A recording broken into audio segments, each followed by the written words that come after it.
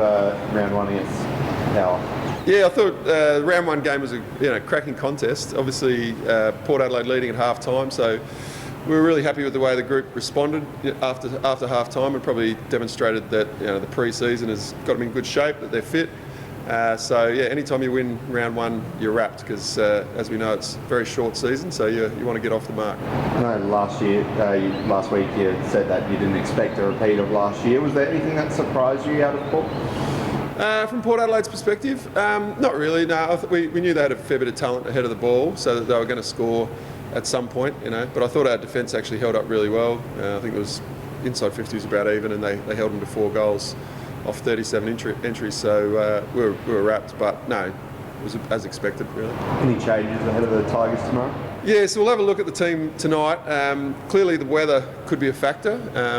So we might have to look at the balance of talls and smalls, because as we can see here today, Melbourne's probably going to get this weather tomorrow, and it could be fairly challenging. So we might have one change based on just the balance of the team. But in terms of performance, everyone actually played pretty well last week, so there wouldn't be too many changes. Impressed with you with Yvonne Bonner on debut? Yeah, so Yvonne has been just unbelievably impressive since she arrived, and just her work rate up and down the ground is phenomenal. It's an absolute bonus. She came onto the list as an injury replacement player, and she's making us better, so we're very happy. And of course, Chelsea 50 games this week. How big a moment is this for her and the club? Yeah, really significant milestone. I guess when you consider it in relation to men's footy, 50 games isn't a particularly large milestone, but Chelsea's had to play. This is their 8th season to get to 50 games, and what she's been able to achieve in those 50 games is phenomenal, really.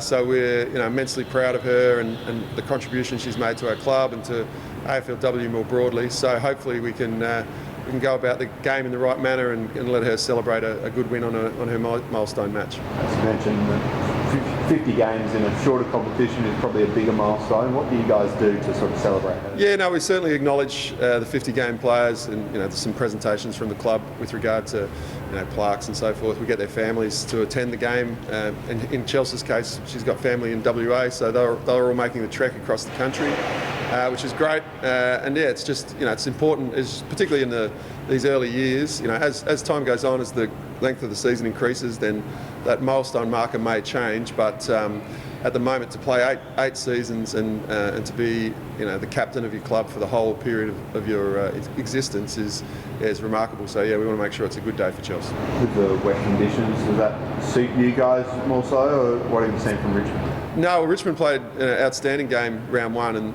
it was in very different conditions. They were up in Brisbane. It was a hot game, but they ran out the game really well. It was a really physical contest. So we expect, I don't think the conditions will favour either side. It'll probably be a fairly straight line game and a contest orientated game, which we're happy with, but they're probably happy with that too. So I don't think that'll be a factor, but it should be a cracking contest. I think if you look at the matchups across the weekend, this is probably one of the tighter ones. So get involved, get along. How much do you think the depth has differed compared to last season? Obviously, you mentioned with Sarah Allen going out now, Ash Woodland, of course, going out in terms of moving. How much has your depth been impacted? Oh no, so we've been tested in that space, but I think our list management team, led by Katrina Gill, did an amazing job to navigate 2 expansion periods where opposition teams were able to take some of our players, which is always frustrating. But the opportunity of that is that the younger ones that have been waiting to get a look at it are now getting the opportunity. And we've lost an All-Australian forward, an All-Australian defender, but we have to make our way in the competition, and every team has their challenge. We're really looking forward to what the young players can do. Obviously got the bye round for round one. Now when we go into round two and the finals are kicking in, what do you think about the current placement of when the season is, particularly with such a short season? Yeah, it's an interesting one. It's obviously the second season that the AFL have gone with this time slot, and I think they're committed to seeing if this is the place for AFLW.